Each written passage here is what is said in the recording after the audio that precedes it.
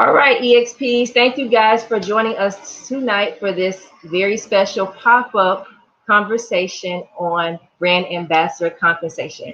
I'm extremely excited to be hosting this event tonight live, and I'm joined by an awesome panel of experiential marketing agency owners, staffing agency owners, brand managers, and just myself and other EXPs that you guys will see in a second as we get started. But before we get started, I wanted to go over a few house rules tonight. First things first, we are going to respect the opinions of everybody on this panel.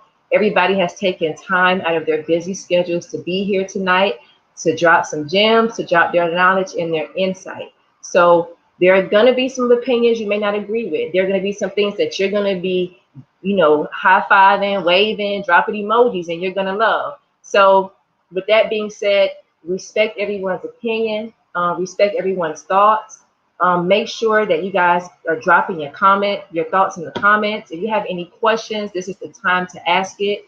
The agencies are going to be here. I gave them the rundown prior, and I asked them to be honest and transparent with you, and to share their insight and their feedback, because it's important that you guys hear it from their mouths as well.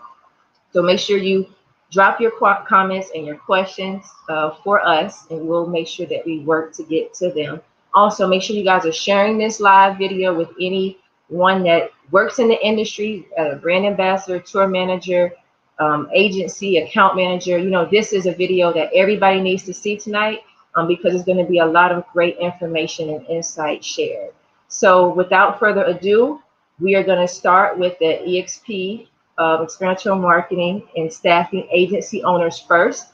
They're going to have the floor. I'm going to ask them the tough questions, and then we're going to bring in the EXPs that have been working in the industry for a while. I took the time, as I told you guys, to go through the poll, to look at all the comments and everything that everyone said. So I handpicked some great EXPs that are going to be coming on tonight, that are going to be asking these agencies owners the tough questions, but they're also going to be here sharing their insight and feedback from a brand ambassador perspective. So I wanted to encompass everybody's role in this industry and have this dynamic conversation and provide this insight.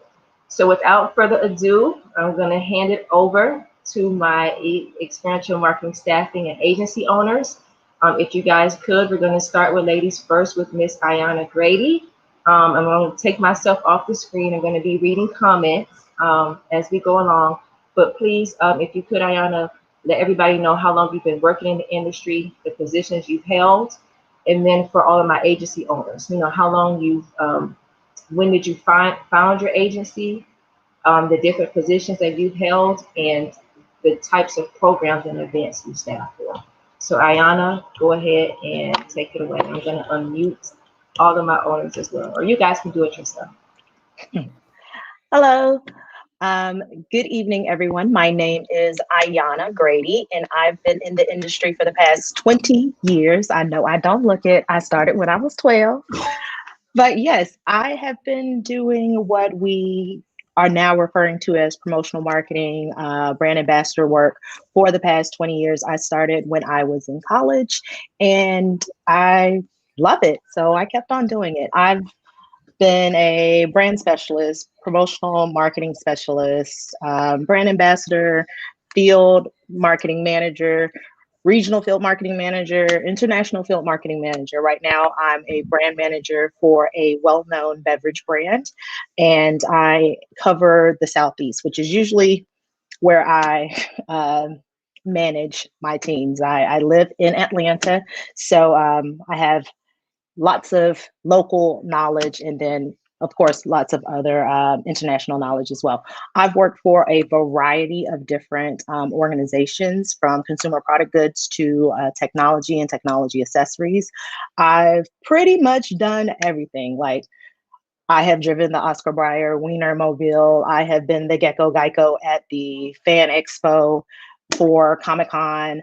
I've ran tasting booths at food festivals. I've helped put on international musical tours for very, very famous musical acts. So I have a breadth of information and experience in this industry. I'm very happy to be here, and I look forward to hearing this conversation.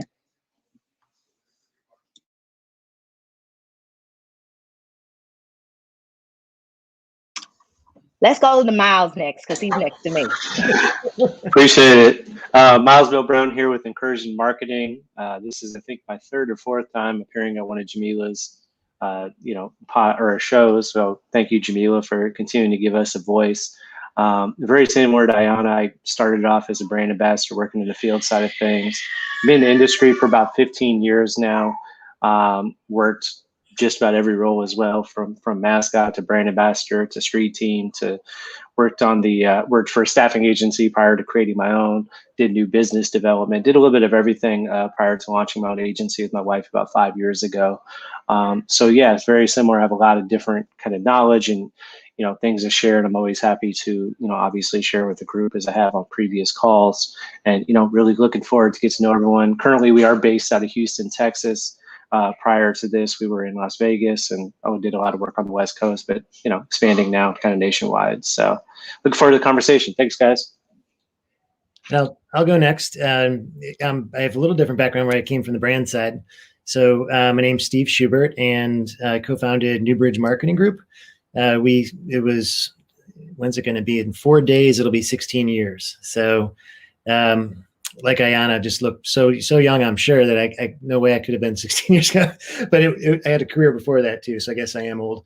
But I had worked on the brand side, as I mentioned. I worked at Procter & Gamble at the start of my career. Actually was in finance at the start, and then went from P&G over to consulting. And from consulting, co-founded Newbridge with Jackie, who's my co-founder. And at the start, we were just a college marketing agency. So we were doing college marketing, and naturally, college students react really well to experience. And that led us to hosting a lot of experiences and then starting to create our own experiences. TJ and Mark, my two partners today, have a deep background in experiential marketing, having worked at places like Marketing Works. So we do a lot of youth-oriented, so a lot of Gen Z and younger millennial type of experiential. But also other sorts of things. I mean, we do staff Spartan races, so we do some staffing in that direction. We create mobile selling tours and special events, activate grand openings for LL Bean. So it's a variety of things. But these days, a lot of mobile selling and a lot of student ambassador programs and things like that for college students. So I'll pass over to you, Joe. Hi guys, I'm Joe Robleski of Assist Marketing. I've been in the industry for about 22 years. Was on the road. I started out as a brand ambassador, like most people in this industry, other than Steve, I guess. I started out with Pepsi Challenge back in 1999, I think, or something around that area. In Milwaukee, had no idea what this industry was. Just got a call from GMR saying, "Do you want to do this over the summer?" And it's like, "Yeah, $12 an hour. That sounds fantastic." Or $10 an hour, or whatever it was. That sounds fantastic. What do you mean? So I started out with that round. Ended up going on the road for 10 years.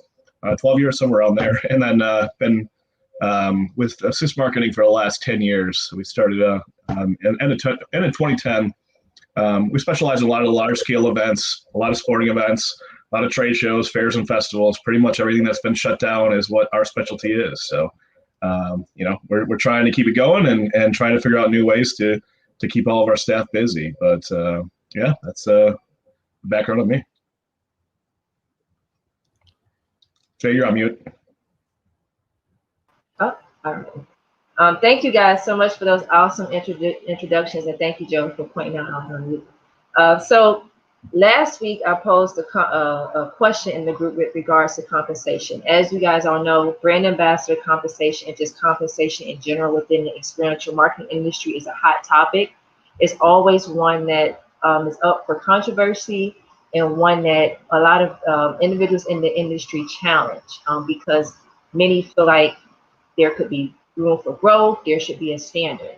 So I'm going to go around the room and I'm going to ask you guys, I put up, when I posed a question, let me just read it. I said, EXPs, what should the minimum hourly pay be for an individual entering the industry as a brand ambassador with customer service experience, but no experience executing events?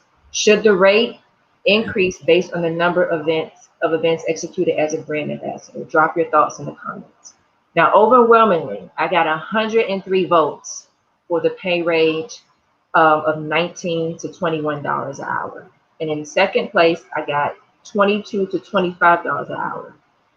And then Janelle Kinney, which is on, she'll be one of the EXPs featured. Her and another EXP said between $15 to $18 an hour. So we had a large gap there.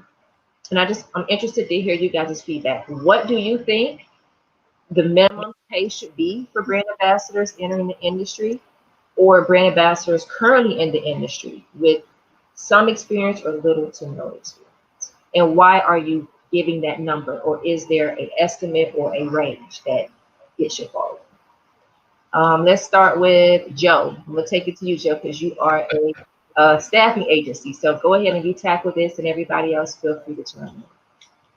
So I guess I'm going to go back to 2011 when the USA PTL group was one of the biggest groups out there. I was an administrator on that back in the day, and advocated for having the minimum of $15 be set for the industry at that point. I would say that I don't think we need to jump it that much higher for the minimum. I think that I'm not going to say that maybe 17 should be the minimum at this point or something along those lines, but there are jobs that do not need a ton of skill that you can literally go to a Walmart and stand there and hand out sticks of gum. I don't think that necessarily needs to be above a minimum standard in the industry. Now, I'm going to just flat out say this. I'm someone that is against the raising the minimum wage to $15 across the board. I just understand the inflation side of it. I understand that all the other expenses go up and all we're doing is eliminating the middle class. That's my personal take on all this. I believe in a steadily increase of minimum wage. And so I think that when we get away from the minimums and allow agencies to make their own decision on whatever they want to pay, and allowing BAs to decide whether or not to work for those agencies, I think that's better than creating a very high minimum and then all of a sudden we may be pushing jobs out of the industry because clients won't be able to afford to pay that. So that's my flat out honest, and I know that's going to rub some people the wrong way. But at the same point, I don't think that we need to create a high minimum and then everyone's got to stick to this one standard. I think a lower minimum, I thought back in 2011, $15. Right now, I think maybe $17 would be a decent minimum. And from that point forward, let each individual agency and brand decide what they can afford to pay, what they're looking for. And we all understand it's just like anything else, supply and demand. The higher they pay, the better the supply is going to, or the better demand is going to be out there, and vice versa. If we go to a market like, for instance, Atlanta, as Ayana said, that's a very flooded market. As we all know, if you're in this industry, you know what Atlanta is, and we can get 500 people that apply for a job within 2 minutes. And so, does that deserve the same thing as something like maybe San Francisco, where it's tougher to find people that actually live on the island of San Francisco and are able to get to locations and don't have to worry about parking. Like if you go to Orlando and you're going to Walmart and working there, you can pull up 2 minutes before and be all set up. And you're trying to get to San Francisco and you're a BA, most of the time you're going to take the BART or whatever else it is. To me, those require a higher minimum. So I think this needs to be determined based on individual cities, individual things. So I think the minimum needs to be a true minimum and allow brands and staffing partners and BAs to be able to set what their own limit is. I'm taking notes. I got some questions. I'm taking notes. All right, go ahead. Miles, what are your thoughts on this? Yeah, I actually agree with Joe quite a bit on that. I certainly think, I'll completely full transparency, we did staffing or do staffing. We had a minimum of $20 an hour, but we also were very limited to the clients that we worked with, on that. And that was really a decision that my wife and I made when we launched the agency, was to limit the clients that we had. So that also limits the jobs that we can offer. I think one thing that anytime I see, EXPs and brand ambassadors kind of getting up in arms about having fair pay raises and, things like that. One thing that I've always told people, and this comes from me being a brand ambassador, also when I worked at a corporate agency prior to starting my own, is go work on the agency side of things and sit in on one pitch meeting or two pitch meetings and realize that 9 times out of 10, it's not the agency's decision how much budget we even have to pay our staff. A lot of times, a company, whether if you're lucky, it's direct to brand. But let's say it's not direct to brand and you're having to go through an ad agency or, another party. They're coming to you a lot of times and saying, hey, we have Comic-Con coming up. We want 20 staff members, but guess what? This is your staff budget. You're going to take it or you're not going to take it. And, I think my message to a lot of EXPs is I used to work for $12 an hour, $13 an hour, $14 an hour, and drove from San Diego to LA every week to do Boost Mobile. Eventually got up to $18 an hour because I proved myself. But it was like, especially when you're starting off in the indie industry, you got to show and prove. This whole thing of, well, I deserve more money and because I came from this other industry. No one cares if you came from another industry. I'm be completely honest with you, because you try and leave this industry and go to another industry, they're going to tell you the same thing. And again, I think it's just, stop with the agencies versus the EXP thing, because it's not that. We're all on the same side. And also, too, for some of the people that say, well, we have so much experience, some of you suck, too. I'm going to be completely honest. I've had people that got 15 years experience I've had to fire. So, let's keep it all the way. If we're going to blame one or the other, it's a marriage when you do business. I've had people that first day on the footprint were incredible, and then, hey, guess what? I'm going to take you on tour now. We're going to work with you. I'm sure everyone else on this call has had the same thing. You've also had people that have 15 years experience that are horrible, So again, I think it's one of those things where, and Joe nailed on the head when he said it's also an economical thing. We're also in a pandemic. So, all the clients that I'm talking to right now, their budgets for the year are slashed, down to next to nothing. So even if we do have events, which we are working on some events right now, we might not have budget. So before you jump up in arms and say, oh, why are you only paying this much money an hour? Maybe ask, like, hey, did the client tell you they can't pay more than this? Because a lot of clients can't right now. We're in a pandemic year. So, I think it's just things to keep in mind. And again, I think for brand ambassadors, building relationships with the agencies is the biggest key that I can tell anyone, and building, relationships with the brands, because then you can have those transparent conversations, down the road with them once they trust you. That's good, Mom. All right, Steve. So I like how y'all painted me into a corner as the only brand person on the call. So now I have to speak. But one, I agree with Joe. I definitely think that $15 an hour, first of all, that's way more than I got paid when I started. And I had not Nan piece. Well, actually, I had a lot of customer service experience when I got my first promotional marketing job, because I worked at all of these crazy retail places. I had worked in clothing, I had worked in grocery retail. So I actually did have some experience, but I still didn't make $15 an hour in 2001. So for EXPs to expect $15 an hour now, I understand the sentiment. And I can agree that if you are working with a consumer product good and you're standing in a Walmart giving out samples of biscuits, that $15 an hour is a fair wage for you to get there on time, be clean, be friendly, complete your recap in a timely fashion, be well kept, actually interact with people, be sober, all that stuff. I think $15 is a fair wage. Where I personally, coming from my experience of working on the brand side for multiple times, is that to Miles's point, sometimes when we have a budget for staffing, it's all encompassing. So the field manager gets a cut of the staffing budget, and then the brand managers get a cut of the staffing budget. If it's a tour, the driver gets a cut, and then the footprint manager gets a cut. And when you slice and dice in that pie, the piece of the pie that's the largest doesn't necessarily get the lion's share, because there's far more brand ambassadors and promotional specialists on the footprint than there are CDL drivers that are actually trustworthy and, can fully do the job that we're paying them for. So I say all of that to say that, yes, I do agree with Joe that $15 is a good minimum for any type of promotional work. I do believe that certain types of products do align themselves with a more robust payment structure. So if you're working for Motorola or BlackBerry and they're launching a new phone, the type of training and brand knowledge that you have to know and be able to recall at a moment's notice is different than calorie counts of biscuits.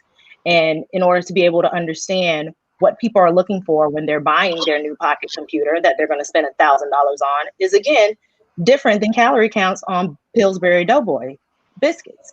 And we need a different type of person for that. We need someone who it seems trustworthy and knowledgeable about what we're training them to do. So if you don't come across as a person in the technology field that can deliver the sort of brand knowledge and facts that we need you to do, then you can't make $25 an hour on the T-Mobile tour. And that doesn't mean that you're not a good person or you're not a good brand ambassador. Maybe you should work more in, again, consumer product goods. Some people are better with food. Some people are better with technology. I lucked up and was able to go back and forth between both. Everyone's not like that. And that's okay. Find your lane, stick in it. That's what I would say. Yeah, I agree with a lot of what's been said. I do think that, I guess just to throw it out there for fun, Joe, I'll say I actually personally like the $15 minimum wage nationally.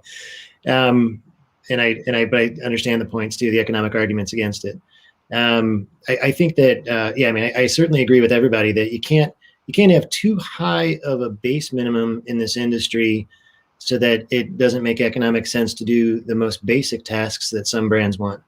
And I think that's important. And I think it's our jobs. I think the point's really important that everybody's really making about, and I know, Miles, you're really saying it well with agencies being on the side of the EXPs. I mean, our job is to build programs that are important enough and valuable enough for brands, that we have tasks that do demand more skill and that we pay more. And certainly we find, I'm sure everybody else does, that when we pay a couple bucks more than the average for a certain type of role, we get great people. So we found that pays off. It tends to pay off if we surprise.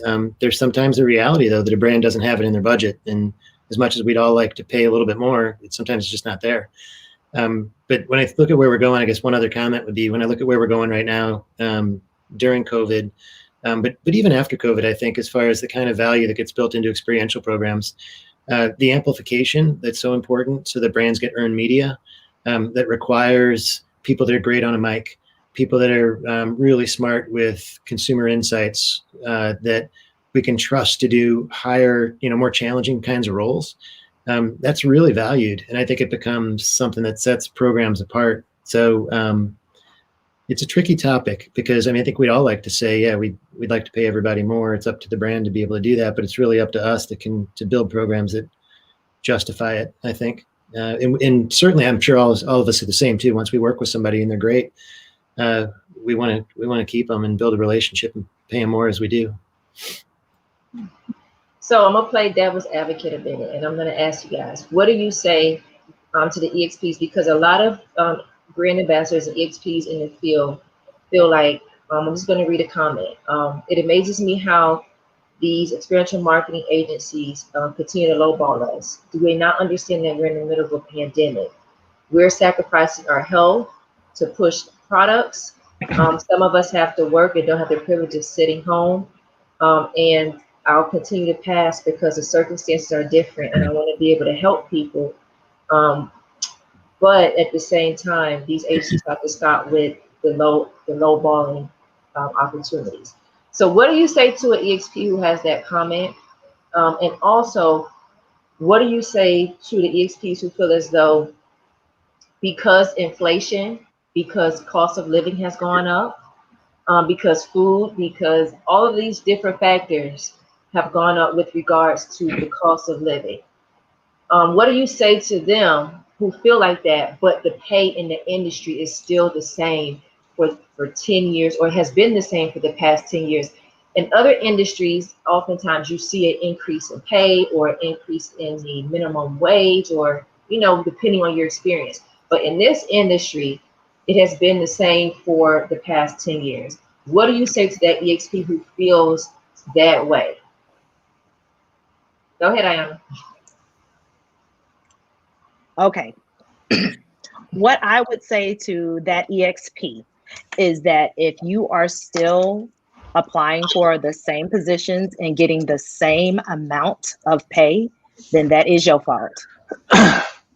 That has nothing to do with the industry. If you have been working in this industry for 2 years, then you should have enough experience to apply for some of the leadership positions. You should be able to be trusted to be a field marketing manager or a tour manager or a lead. And if you're still unqualified for those positions, then that is a personal issue that you have to deal with. Take my program, for instance.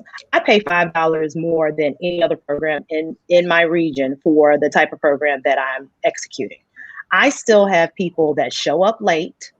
I still have people that give me terrible recaps if they turn the recap in on time at all. I still have people that are extremely aggressive when I try to provide them with coaching opportunities. And a lot of people in the group have worked with me before. And, I will say this, I get mixed reviews, that's fine, but I keep a job. And that's because I'm realistic about how this industry works. At the end of the day, we are hiring nice looking, approachable, friendly people to execute a marketing plan. And after they execute it, tell us what happened so that we can have some data on the money that we're spending. I'm speaking from the brand point of view. So I'm going to give someone $500,000. I'm going to give the agency $500,000 to execute this plan. And the agency is going to come up with their plan, present it to us. We're going to okay it. We have to pay the agency for that. We have to pay the agency to source the talent. We have to pay the talent. We have to buy the event assets. We have to pay all the taxes on any sort of sampling food or beverage that we have. We have to take out insurance on any sort of branded vehicles we have to do. And I mean, a lot of times people don't understand where they fit in the cog of the whole program. A lot of times people are like, oh, well, I'm just pretty. I'm going to go show up and I want to make $20 an hour because I'm prettier than the next chick. But the next chick shows up on time, can articulate what happened during the event and provide me with some data that I can make sales insights, forecasts, and projections upon. So I'm going to tell you, I'm going to pay the six around the corner more money because she's dependable and she has a decent attitude. She's happy to come to work. A lot of times, look, I'll be honest, there have been several programs that I've managed and people just had rotten attitudes. And perhaps I was that person at one point in time.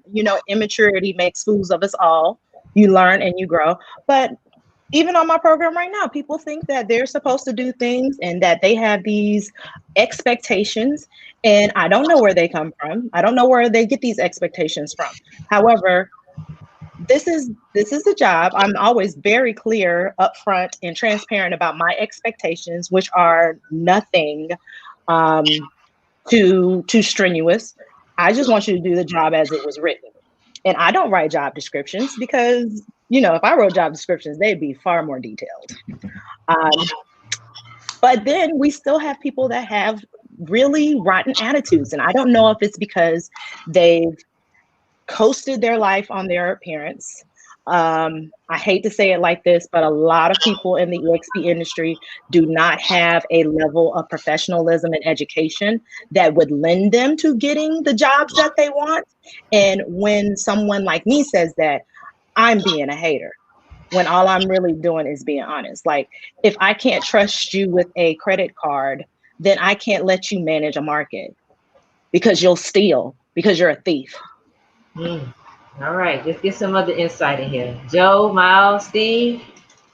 I guess I would say it all goes to supply and demand. That's all. No matter what the rate is, if there's a huge amount of supply and a low amount of demand, you're not going to get the higher rates. And if there's vice versa, if there's a low amount of supply and a large amount of demand, that's when you can start demanding more money. And not to keep attacking the Atlanta market, it's just an easy one because, like I said, we can put something in 2 minutes later and have it entirely staffed with perfect 10 staff that have worked for us and have demonstrated a great thing. We get a lot of negative feedback because we don't bring in necessarily new people into certain markets because we have such great staff there. Why would we go outside and risk our clients' loyalty to us by us hiring people that we're giving them a shot? And so that's the biggest thing. And to tackle the COVID thing, I agree. I agree the rate should be higher. Unfortunately, our clients and the brands out there do not agree. Unfortunately, based on what the budgets they have, the amount of calls that we got over the last year that were insulting to us, like how much they want to pay us, were insulting, that we just flat out passed on, or we countered back with a reasonable offer to still pay the staff at least a reasonable wage. We're an agency, just like Miles said, we pay a minimum of $20. We're not willing to risk our reputation on going much lower than that, especially during the pandemic where people feel they should get paid more. And I agree they should get paid more, but unfortunately the clients don't have the budgets for that. And so I can't tell you how many calls that we receive that want to pay us $21 to $23, and we're a W-2 agency. For right off the bat, we're paying $24 out to the staff, and we pay $20 an hour. And that's going to be continue to go up with all these states that are going to be broke coming out of the pandemic. Sorry, Atlanta. I love Atlanta. I actually love Atlanta. We have a lot of great staff, and Martin's going to be on here. Ayana, I think you've worked for us before in the past, and we love Atlanta. Atlanta's a great market for us. I don't mean to keep it tacky. I'm just saying how easy one that one is. But it just comes down to the pandemic that all these brands are lowballing, and agencies are jumping at it, and agencies are going lower and lower.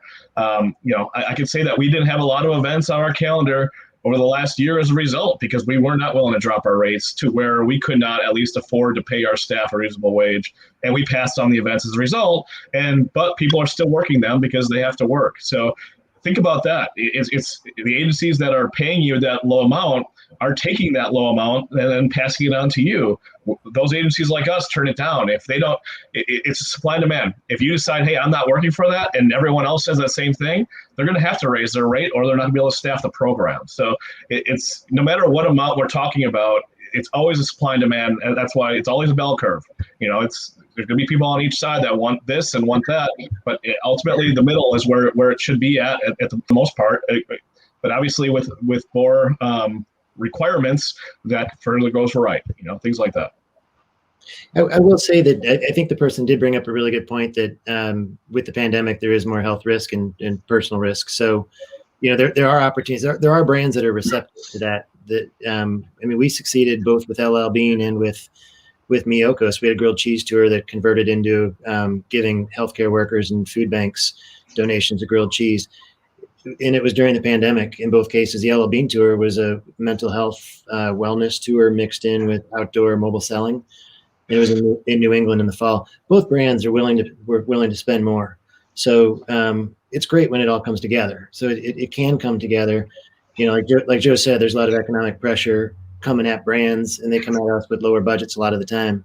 Sometimes a great brand, and I name those two because they're great, they're wonderful partners, are willing to up their budget hourly rate. And we have a line item budget where we say the brand ambassadors are going to make more this time than previous times because they're taking health risk, and they have to, they deserve it. So it can happen. We all want it to happen. It's just that some brands don't have the budget. Absolutely. Yeah, I definitely agree with all of you guys on that. And I think that is certainly something we push to clients as well. A lot of our stuff is site management side of it more now. We're, obviously managing large shows, and certainly something that we had a large show in December where we were asked to bring some staff in, and, I let them know there's going to be a little bit of a surcharge on that because obviously we're putting them at risk for those 2 weeks. And a lot of the staff we're not covering them under our insurance, and you guys aren't covering them under yours. So we need to cover that. On the flip side of it, and this is going to probably make some people angry, but I'm going to say it anyways. I think that a lot of the brand ambassadors who are some of the quote unquote lifers, and even some of the newer people, get these romantic ideas of creating agencies without really learning the background of actually running an agency.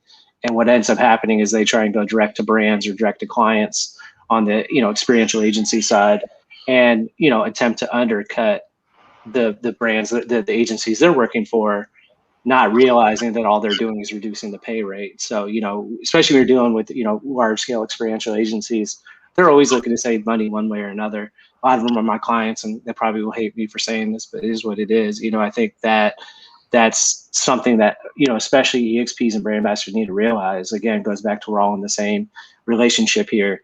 So when you undercut one of us, whether it's Steve, myself, or Joe, or any other agency owner, you're kind of hurting yourself 9 times out of 10. The agency, the client's still going to probably go with the more experienced company, or more importantly, the company they have a relationship with, they're comfortable with. So when you do that, all you're doing is lowering the pay rate, because now that client's coming to us and saying, oh, well, so-and-so said they could do it for this much an hour.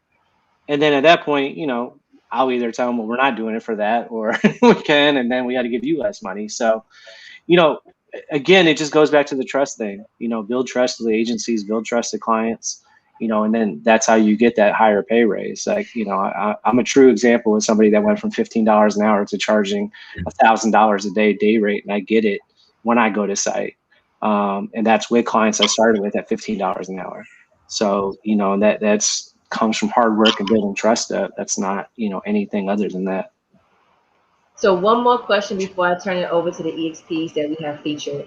I heard all of you mention something that was consistent. The fact that the brands make the decisions with regards to pay, and they have the ultimate say so. And also, Joe, you guys pay a minimum of 20. Miles, you guys pay a minimum of 20. Steve, you guys pay a minimum of 20. So how hard is it for you guys? And I'm asking this question so EXPs can understand the brand side. And Ayana, you can come in on this, but I want Steve and Miles to kind of hit this first, and then Joe as well. How hard is it for you guys to go in and tell a client, this is what we pay minimum, $20 an hour, and to get them to understand the importance of paying a higher rate for an EXP to execute an event? Because they may not see the value, of that consumer-facing EXP executing that program. So what is the verbiage? What is the thought process that you guys put into pitching that to a client? And are they really receptive? Because Steve, you got lucky with two clients, but Miles, there's, like you said, there's some who don't appreciate it. So do you move away from those brands, or do you work with them to get them to see the value of paying more? Miles, you want to take it first? Sure. Yeah. So I think, thanks, Steve. I think, firstly, it goes back to the trust factor again. Whenever we pitch clients, and we've had everything from Fortune 500 companies to, smaller brands. And, one thing I always do when I'm going into the pitch meeting is I don't do the kind of typical capabilities deck and all that. I just kind of go in as myself, have a very candid conversation. And for whatever reason, that's worked. But, it comes really with telling them, like, hey, because we do come from the field side of things, and now we're on this side of it, we build trust with our brand ambassadors so that we know they're going to deliver the same performance to you that we would if we're on site. And because a lot of our clients have worked with us in the field or seen us, on site, or we come as a referral, they trust in that. So it's a little bit easier to kind of massage that budget. But I'll be completely honest too. I've had clients that I've worked with, since we started the agency, who also know to be very candid with me, and will just say, hey, listen, we know, and to be honest, I really don't discuss how much an hour we pay with clients because it's really none of their business. But I also will say, like, we've had clients that gave us, $30 an hour maybe for staff, or $25 an hour. We still stick to that $20 an hour, but we'll also figure out ways. We had an airline client a few years ago, just as an example, where, okay, I know that now I don't have to, cut into my budget for staff to travel out to the site. So we can save some money on that line item. Or, hey, you know what? I love this client so much, I'm gonna cash in a few hotels.com coupons and stay, that takes the money off. And where there's a will, there's a way. But, I think, at least for my agency, I really don't get deep in the weeds with discussing how much we pay our staff. They just know that our staff is going to be top quality, and we're not going to send someone that we wouldn't vouch for. Also, don't get me wrong, we've had to fire people. It happens. Sometimes you trust someone and they have a bad day. It is what it is. But yeah, I think, that's definitely a great question. I can only speak for myself. We really don't. I've never gone to a client meeting and said, hey, we pay $20 an hour with the client, because, again, that's not their business. It's like they don't tell me what they got, but what their overall budget is. So they say, what are you going to charge us? And then we kind of go from there. Yeah, we do actually provide line item pricing. Sometimes I guess one of the conundrums as an agency is sometimes you don't win the business and you wonder why, right?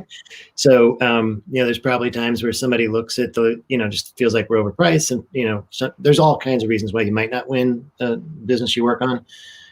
One of the things I think that is sometimes underappreciated both by the brands and the EXPs, I'm assuming, is that that we have a lot of costs that programs don't run exactly as they're laid out to be.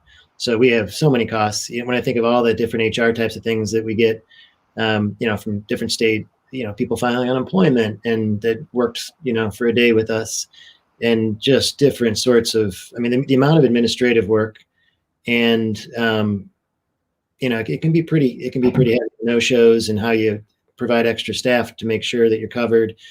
But we communicate, we put specific line items in for these sorts of things, and you hope that a program's run efficiently and works out well for yourself. So I think there's different ways to approach it. At the end of the day, I don't know, I keep going back to the same thing, that we all want to get really good people. It sounds like we all pay pretty similar amounts as a base. But we're doing some pretty skilled types of programs. I guess the other thing too, we're maybe a little different, that we're an experiential agency that has in-house staffing. So, sometimes we do get subcontracted by another agency, to staff a specific need where they just need us for staffing. But usually we're pitching the brand on the concept, and maybe the staffing cost might be 10% or 20% or 25% of the total program cost. So, sometimes we can take from one bucket and, overtly with the client, and, move a little bit more into staffing if they need to be paid more in order to get great people. Yeah, I guess I would say that, as we are just basically a staffing agency, we get the bottom of the bucket. Whatever's left, the agencies above us are always moving the money around, and usually staffing is the largest line item. And so when you need to borrow from something, you're typically going to borrow from the top line item in the bunch to move around. And unfortunately, that as a result, that typically ends up being staffing. Like I say, for the last year, we have obviously our steady clients that we've been able to at least keep the same rate, and sometimes been able to bump up the rate slightly for COVID. But all the new clients that we've been talking with over the last year, they flat out say, hey, X amount of dollars, this is what you have total, and we need this many PAs for this many hours, and you got to get it done. And we do the math, you're like, wait, that's only $22 an hour that you're going to pay us. Like, how are we going to be able to afford those staff? So unfortunately, that's what it's been over the last year. Prior to that, we go on our experience. We sell our experience and sell our capabilities with how great of our events we're able to staff, and we go in there with experienced clients being willing to vouch for us and say, hey, talk to this client. They're the ones that hired us for the last year for the same program. And they're willing to say that how great of a job that we did, and that will usually win us the business. During COVID, all that mattered was dollars and cents for new clients. Our existing clients, they were obviously understood what we did, understood we brought to the table.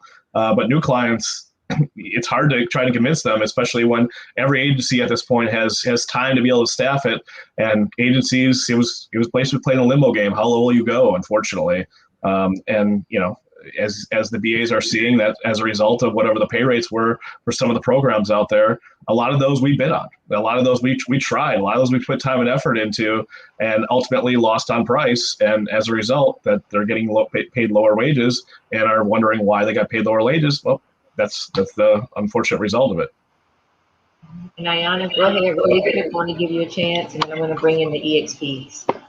Okay, so from the brand side, a lot of times when we see the budget for brand ambassadors, as long as it fits in the budget, we're cool. Like, we understand that the more money you spend for a body and a brain, the better quality body and brain you're going to get. However, I don't think that enough people in the EXP community are honest with themselves about the quality of work that their resume represents. There are people that I know that seem to think that because, like Steve said earlier, that we're lifers, that we automatically should get $25 an hour. We automatically should be considered for field marketing management positions, when if you're not good with managing demos, then I would never put you in charge of a team of 25 people that are an hour apart in geography and try and corral them to make sure that they're doing everything on time, checking into their, recaps and checking into the check-in portal and all of that stuff. Because if you can't manage yourself, you can't manage other people. And a lot of times the way that you can prove that you can manage yourself are other types of accomplishments. I know people hate when I bring this up, but a lot of times you getting a degree just proves that you can finish something. Like, that's it. I have a degree in real estate. I haven't worked in real estate at all, but I have went on to get several more certifications and degrees because I can finish it. I also happen to like school, but that's just a personal thing. But when you get into these 15-year EXPs that haven't been able to move past local team lead positions, you're looking at from my standpoint, you're looking at their resumes, you're looking at their pictures. They seem like wonderful people. They have a bevy of different brands that they've worked for, but they've never made it to the next level. You have to wonder. And one thing that is a double-edged sword in our industry is that everybody knows everybody. Just like Joe said, I know I worked for Assist Marketing in college. I know I did. And for him to even remember my name lets you know how small this microcosm of the marketing industry is. I've went on and had positions that have nothing to do with experiential marketing, and then they're still in marketing positions, and folks have no idea what I'm talking about when I say experiential marketing. And then when I bring up ideas, they're like, I just don't see how we can get this done. Well, I've had experience. I can do this, that, whatever. And it's really, really small. And if you're known for not being a team player, if you're known for being late, if you're known for sending someone else in your place, like I haven't been your friend for 17 years and try and get that person to convince me that they're you. These are things that actually happened. And I'm not making this up. This is real life. Those are the same people that say, I want to make $30 an hour. I want to do this. I want to do that. But you don't have the experience to back those requests up. And it doesn't mean that you're a bad person. It means that you may need to readjust how you look at things, or ask someone for assistance and honest feedback. But when I get a budget, I'm always like, okay, yes. So if we're paying $30 an hour, that means I'm going to have top-notch people. They're going to be smart. They're going to be punctual. They're going to be really good on product knowledge. They're going to be enthusiastic. Like, I can't tell you how many times I get on a team call and I'm like, so do y'all want to be here? I mean, because if you don't, baby, you can leave. It's always easier to get things done with someone who actually wants to, work. Yeah, I got plenty of work. I can give you all the work you can handle, but do you actually want to be here? And I think people miss out on those small parts of the industry. Like, let me tell you one, I don't want to do a demo, but guess who will do a demo if it's part of the program and someone else falls through? Like, I had a girl leave my footprint having a baby, like left in the ambulance. I had to call someone else to come and fill her spot. But if you say that you don't do demos, or you don't do this, or you don't want to work on this side of town because it's too far, then I can't depend on you. I can't recommend you for additional programs because you've already decided what box you want to be in. You want to stay in this geographic location, working these sorts of positions and making this sort of money. When there's other opportunities to hit stretch goals, to improve your visibility with people within my organization that can offer you actual full-time jobs with benefits and stuff like that, you don't want to take it because you too good for that. That's a great point, Ayana. I just want to jump in there on that exact point, because we have a lot of people that say, I won't work for anything less than X amount of dollars, and it may be higher than our normal minimum. And then they get mad when they're not chosen for the higher amounts, because I would rather reward the person that's willing to do all of our programs all the time and give that A+ effort and reward them with a higher pay versus saying, oh, well, now we're going to use this one person that will only work for this amount or this location or whatever else. I want the team player that say, hey, put me in the game, coach, and I'm willing to do whatever. That's 100% right.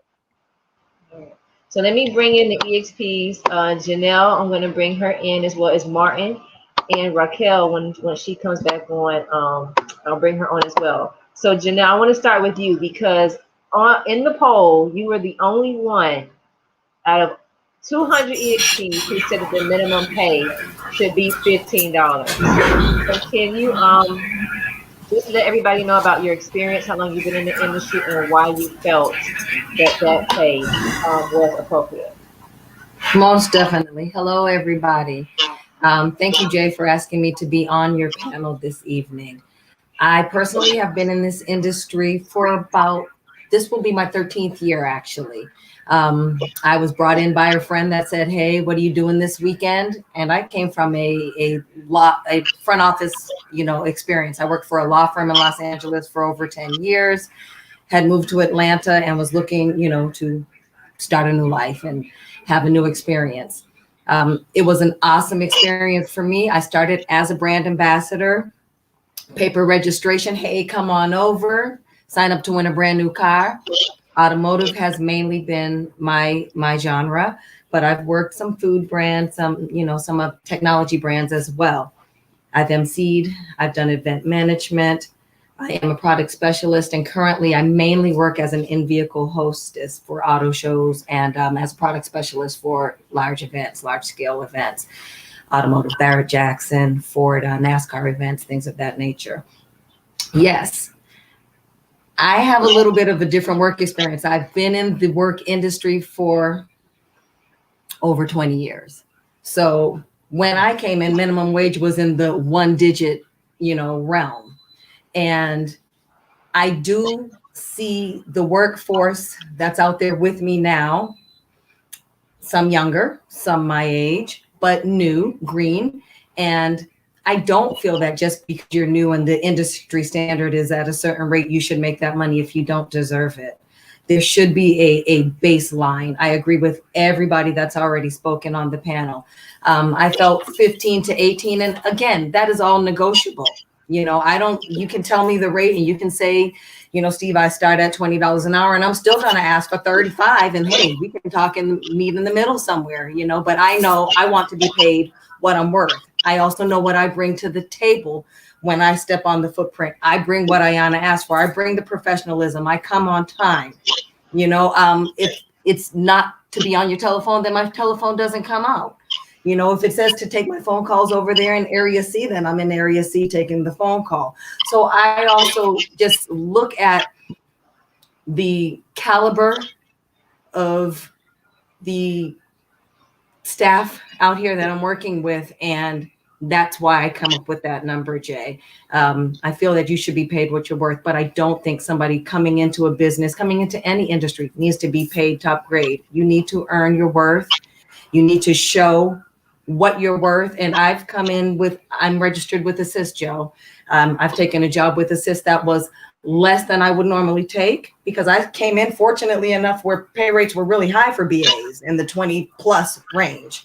And I've watched it come down. So I've taken jobs lower than my normal pay rate to get in, to establish myself, to show what I'm worth. And then again, when the opportunity arises, I ask for what I feel I deserve. And that's always negotiable. It's on me to take the job. It's on me to say that's what I want or what I don't want.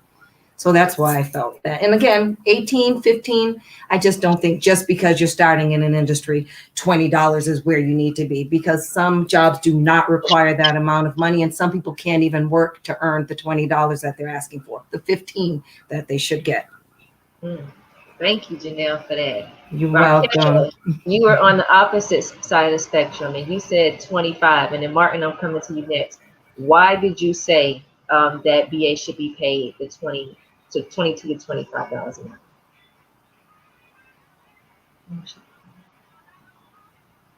hour?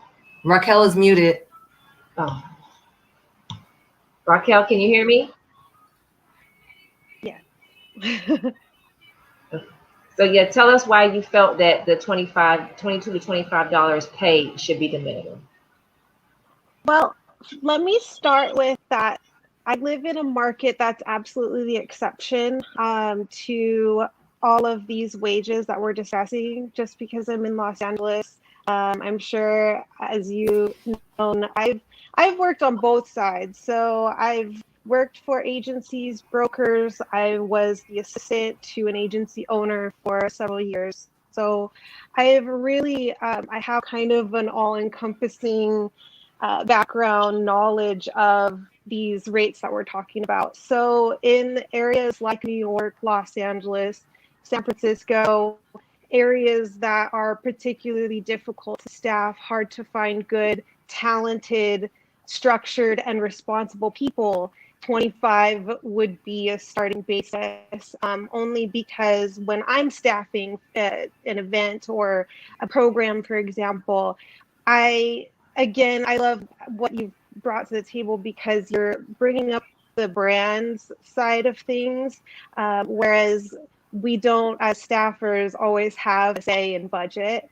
And that's absolutely reflected down to the materials that you have available, the staff that you have available. So really, when I'm speaking of 25 an hour, that's on those markets that it's just the cost of living that you have to factor in, the cost of talent really that you have to factor in, and the specifics that the client or the brand is requiring. I've had very, very specific looks requested.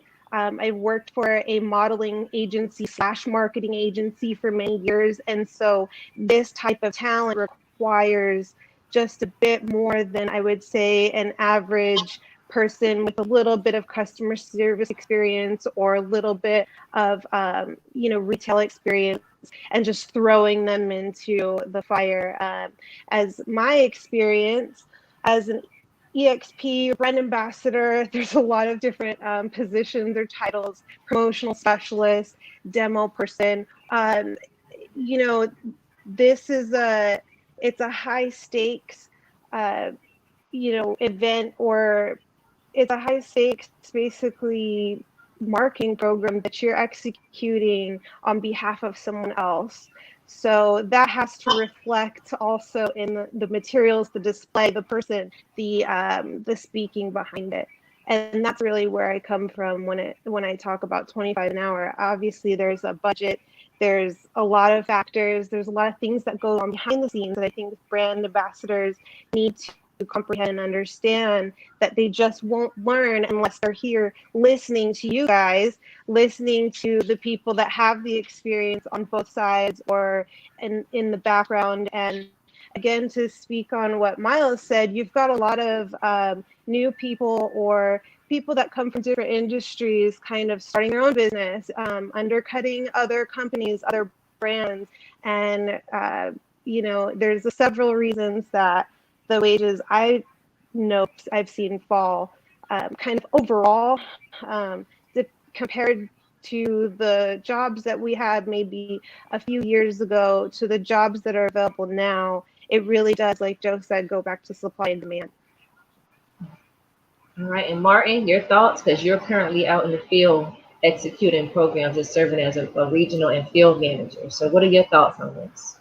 So the nice thing about our industry, and I actually don't believe in having a minimum wage, because the market has a way of correcting itself.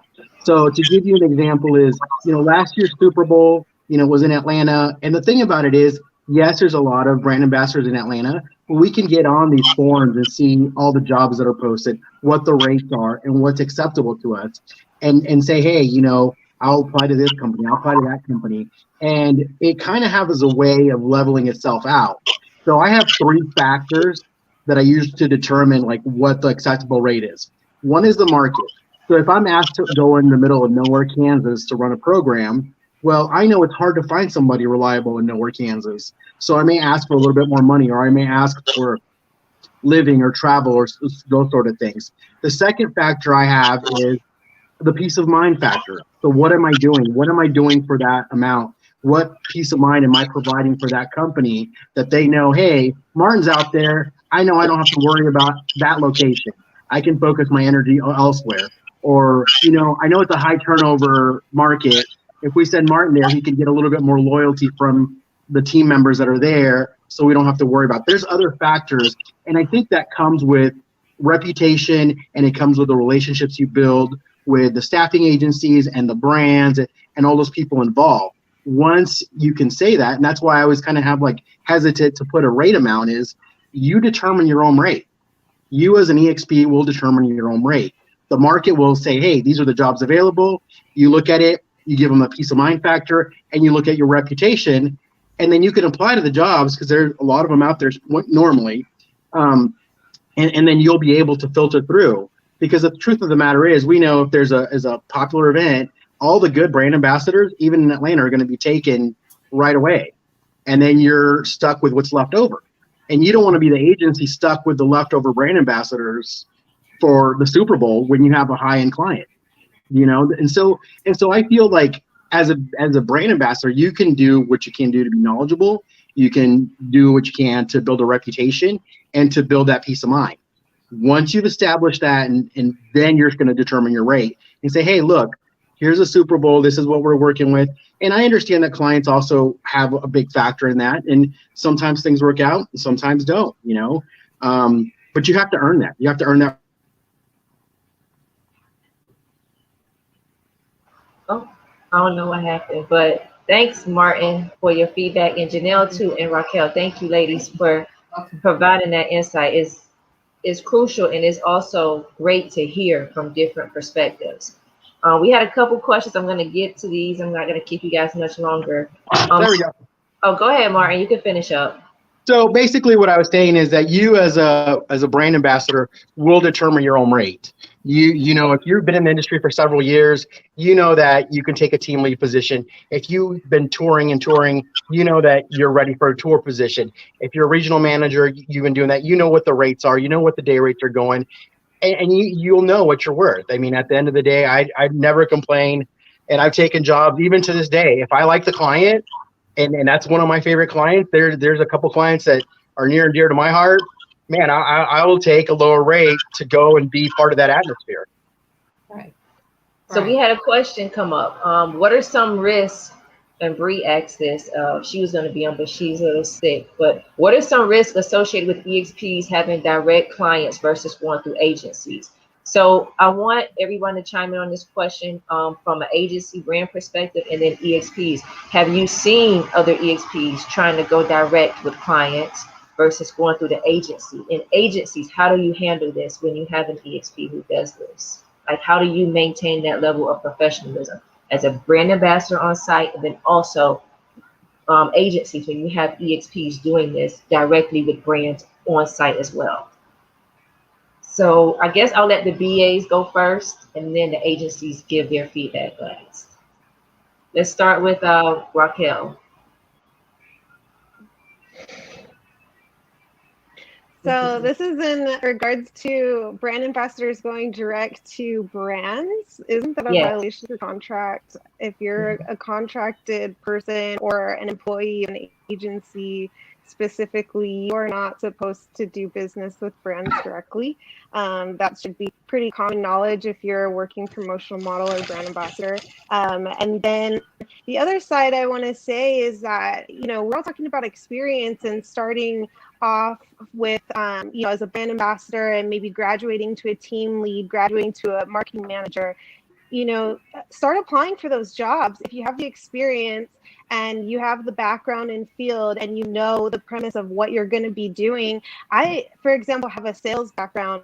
I have a beauty background. I started out very young as a hair model. So really, if you have a passion for a certain industry or a certain thing or a certain brand, go towards that direction. I started off as a brand ambassador promotional model with a lot of alcohol companies.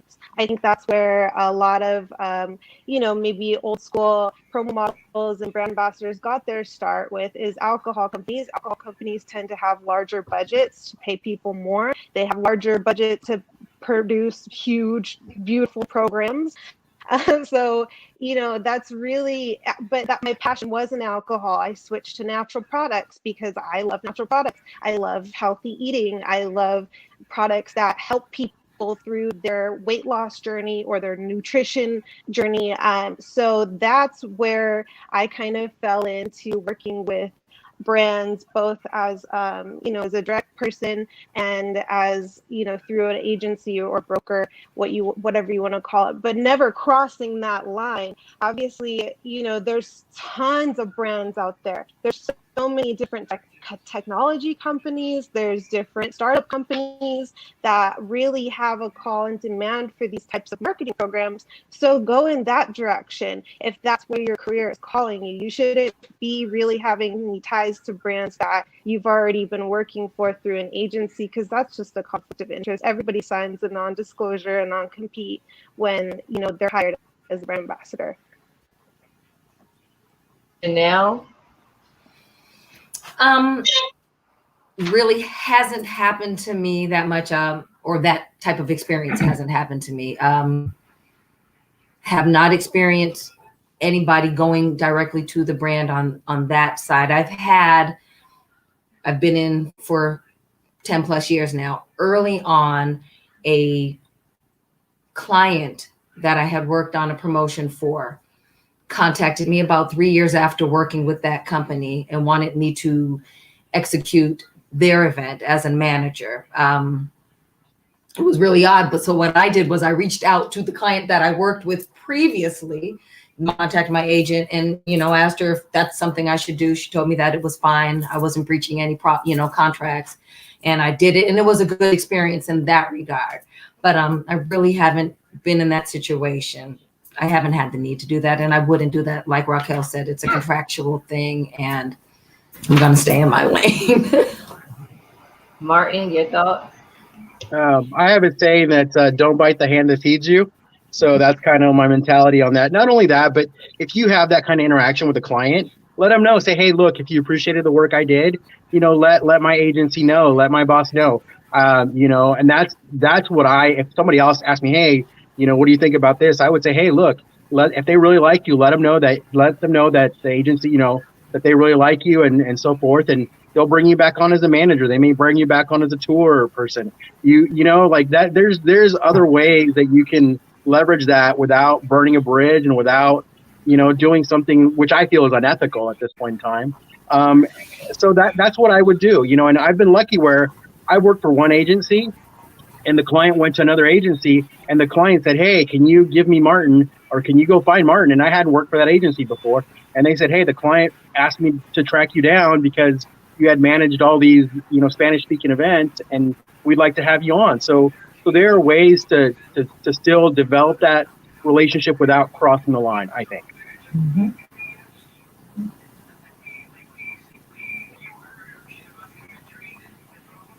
Agency, excuse me, I want to hear from you guys. What are your thoughts on this? Have any EXPs tried to do this? How do you handle this as an agency owner? Okay, I'll go ahead and share my story with this sort of interaction. Earlier in my career, when I was working as I think I was a regional field marketing manager, I worked for a technology program in 2008. That is something that all of us use now, but back then it was real new.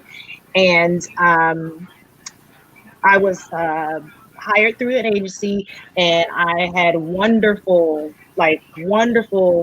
relationships with everyone on the team, with internal clientele. I went, because I'm a techie, by the way, so I went very deep into finding out everything about the program and the product so that I could help when I was on site. And so I was the person that was taking apart the kiosk so I could figure out how it worked. And when the company dissolved and went into a different direction, I just made it a point to reach out to everyone and say, hey, here's my email. If you ever see something else like this, I love it, because I really enjoy technology and this, that, and the third. 7 years later,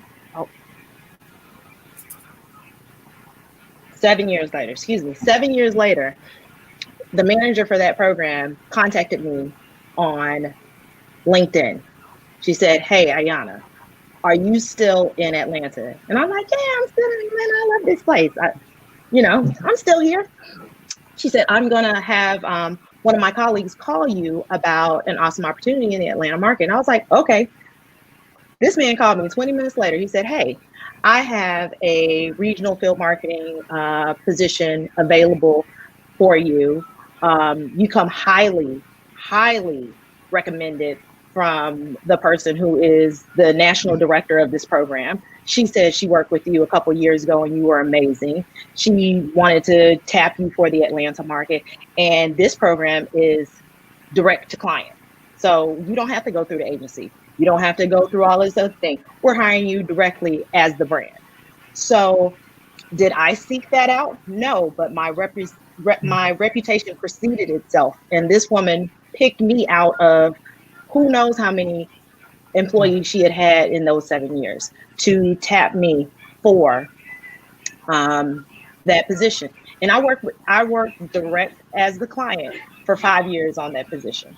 So would I suggest that a brand ambassador reach out directly to the client on site or anything like that to try and supersede the agency? Absolutely not. Like Raquel said, that's illegal, and don't get locked up for something as silly as this. But do I encourage quality brand ambassadors to start and build relationships with people that work on the client side so that they can bring you on once opportunities are available? Absolutely. There are currently people on my team right now that are applying for corporate level positions. And yes, it's against the rules, but I mean, you know, people love to break the rules. It's America. I do not advise it. You know, I just haven't seen it pan out well for other people. And myself, I've made mistakes. I'm not infallible. But I will say what has worked for me in my in my career is, especially like Martin said, if you find a product that you like, stick with it, learn more about it, see if there are any certifications in that industry that you can add to your resume. Like Raquel mentioned earlier, she started in alcohol. So did I. I went and got a WSET certification so I can talk about wine and spirits. I'm also a Cicerone bar server, a certified beer server. So I can talk about beer. Like, I can really get down in dirty and talk to you about hops, and I can talk to you about sulfites and wine. I could probably go be a sommelier if I wanted to, but I don't. But I have an interest and a passion for beer, wine, and spirits and technology. So I can explain to you why your phone update is so important, but I can also pair you with a delicious wine for your meal. And that's because I'm passionate about those aspects of the industry and those particular types of products. And if I saw one comment that said, well, someone said all you got to do is stand there and get paid.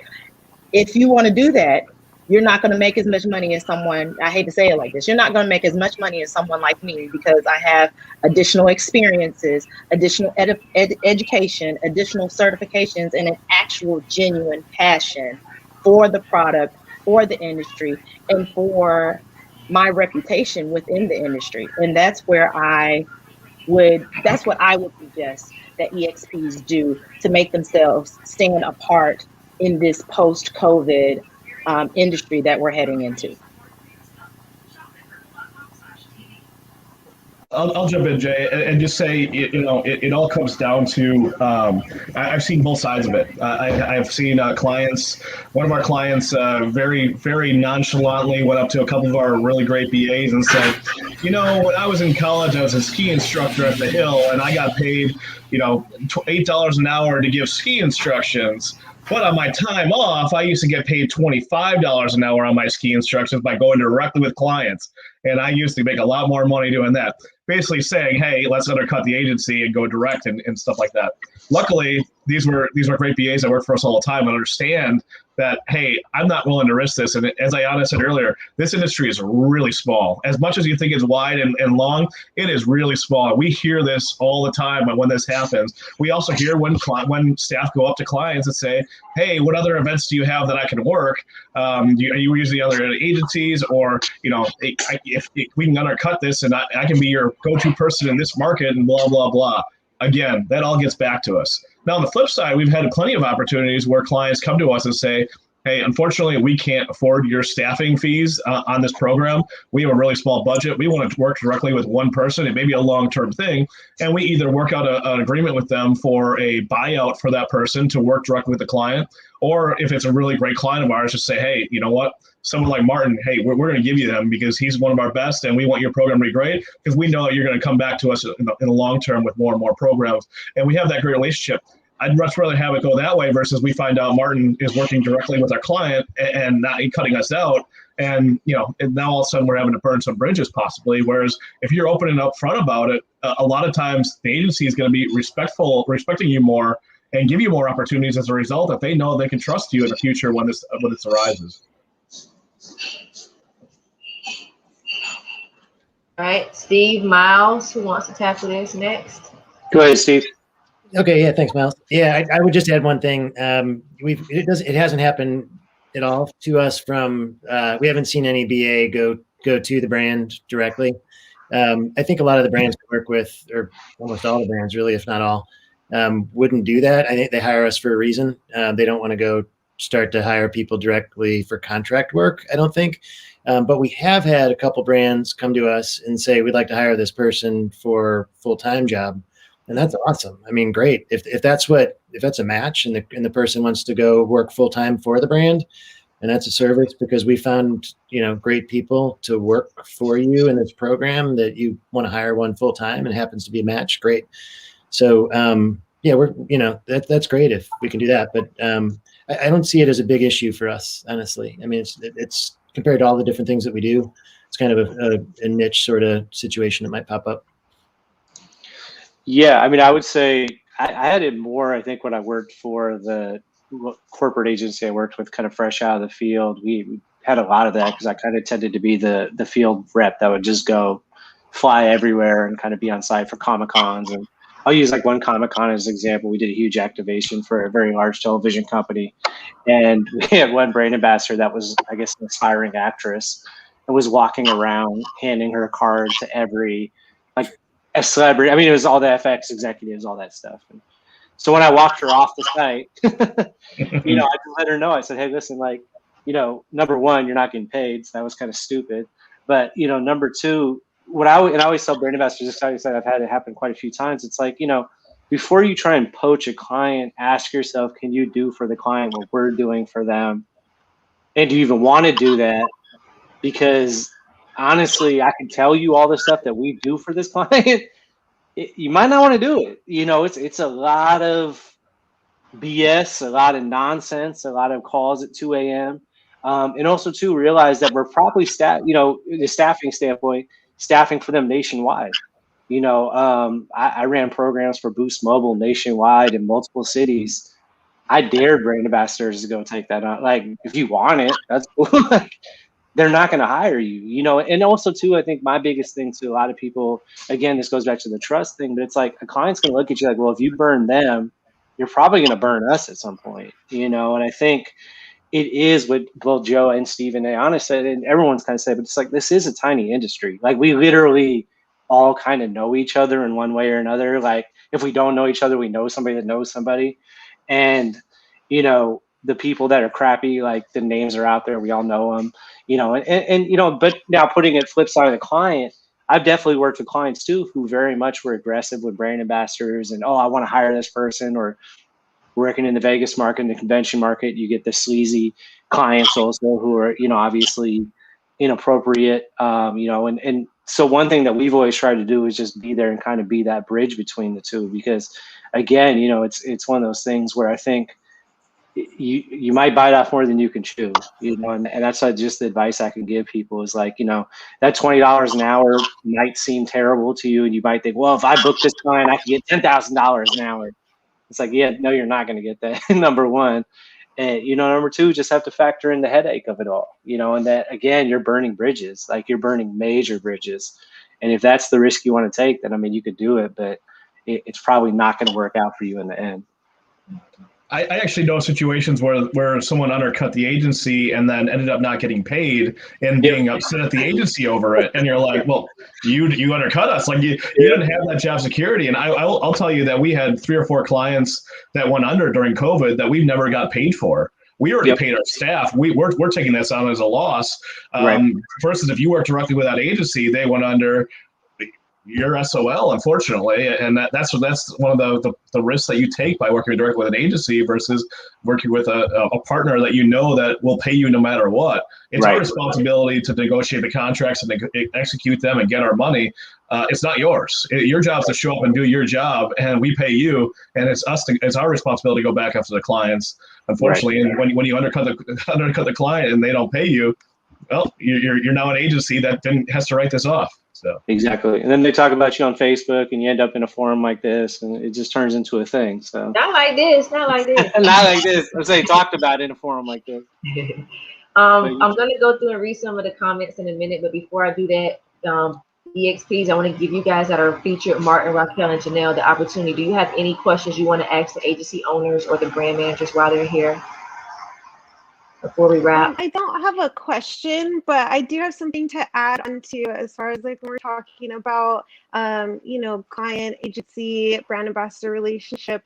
If you're looking to progress your career, which obviously I hope that everyone is at the end of the day by gaining this awesome experience in marketing, don't be afraid to ask for recommendations. Like Ayana said, Steve said, I think everybody said this at this point, this industry is so small. We know the good people from bad people. And if you know you're good and you know that you have a manager that loves you, don't be afraid to ask them to use them for a reference on a job interview or a resume. Make that connection and have that relationship not just be an agency or manager brand ambassador relationship. Make it just your own special touch. Don't be afraid to ask for these recommendations and to ask for these people that you know are going to mentor you and help you and coach you through your career to also back you up when you're applying for a different job. Janelle, Martin, any questions you have for our agency owners or brand managers that are here? Yeah, so one of the things that I've noticed in our industry in the last year due to COVID is a lot of agencies hiring what I would call non-typical jobs. So I've seen agencies hire for story models. I've seen agencies hire for COVID testing sites. As COVID extends and we don't have a foreseeable kind of an end, or we don't know what the vaccine situation is going to be like, as far as you guys are concerned, are you guys looking to expand to non-traditional staffing and promotions and things of that nature? Or do you guys feel that you want to stay focused and just like stay on that, what you guys do well in that way?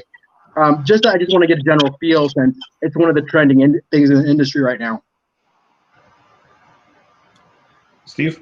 Yeah, I'll jump in. That's a great question. I think probably all of us are pivoting in the ways that we pivot, right? That's everybody's favorite word besides you're muted. But yeah, I mean, for us, storytelling is key. If you can't have large crowds, you're not going to justify the investment if, just based on the number of physical impressions you're going to have. It's probably healthy for all of us to get better at storytelling anyway, and the amplification. And that it's both it's a combination of technology as well as the content of the story itself and what you create as an agency. So I feel a real responsibility to create stories as an agency that are create things that are really interesting that people want to tell others about, that media wants to cover. A lot of marketers out there are looking for earned media, as they should be, media that comes for free as a result of doing something really cool that catches attention. So if as an experiential expert in the field, I'd say just continue to look at where's your passion. Don't just do it because it's in I sense certainly everybody that's on this panel wouldn't do that, but because everybody's speaking to your passion. But what do you have passion? Where do you have passion? And when you look at where the industry is going, what's most interesting about that for you? Maybe it's the technology side, maybe it's a PR type of side. Maybe it is just with the creative side. I mean, we hire certain college students for student ambassador programs that are just fantastic with creative. We don't care as much about how big their audience is. But if you go on the LL Bean social media feed this week, we're excited to say that one of our ambassadors is up there on their corporate social media feed because she created awesome content. So I think that answers the question or gives an opinion towards the question, but that's what I'd suggest. I guess I would say the biggest issue is everyone's trying to pivot in kind of similar directions as far as staffing wise goes. Obviously, Steve has more of experiential, but as far as just staffing goes, we provide bodies. We're not going to go outside the limit of providing bodies unless there's a lot of income in there. And fortunately, right now it doesn't seem that way. We've been contacted to clean Walmarts and grocery stores and everything else. And they were offering us $16 an hour to pass on to our staff. Not going to do it. It unfortunately just doesn't make sense to us. We have done some COVID testing site, line control people and stuff. And they were willing to pay for the normal wage. And we did that for a little bit. But it would really has to depend on what the opportunities are out there and what our expertise is, and our expertise is people. And at this point, hopefully we're turning the corner. We've had executed a few events in the last couple of weeks here, and seem to be getting a few more of the bowls rolling a little bit faster. It's not picking up any too much speed, but at least it's going in the right direction. And I think, from what I'm hearing, by July, we should have enough vaccines out there that we can start really talking about large scale events. We have some tours that are sitting there just waiting to be able to say, we can go back, we can go to 3 or 4 events in a row without having to worry about being shut down. So that's a good sign. I think, but for the most part, we're eager and waiting we're pivoting more towards, one-on-one events versus large scale events. I would say that, but still in the same industry. We're not really pivoting outside the experiential industry very much. Yeah, what I could definitely say to that, Martin, is, we pivoted, we can all keep using that word, but we pivoted the last few years into more of an experiential. And then this really, with the pandemic, pivoted into more doing like digital branding for a lot of clients, video production, stuff like that, stuff that we can do that doesn't require a large scale event. But like I said, I just did it to produce a 2-week event in December. The events are definitely coming. They're definitely out there.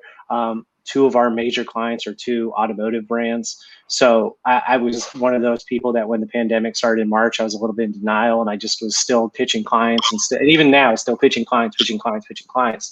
I think my advice to people, brand ambassadors and, obviously high quality EXPs right now is to tell you, and I can only speak for myself, but what I've been trying to do is really think outside the box for my agency, or, for our clients, for our brand clients and our experiential agency clients, where, I'm not just coming to them and saying, hey, when's the tour starting up? When's this going on? When's this happening? But more so going, hey guys, I'd love to set up a meeting.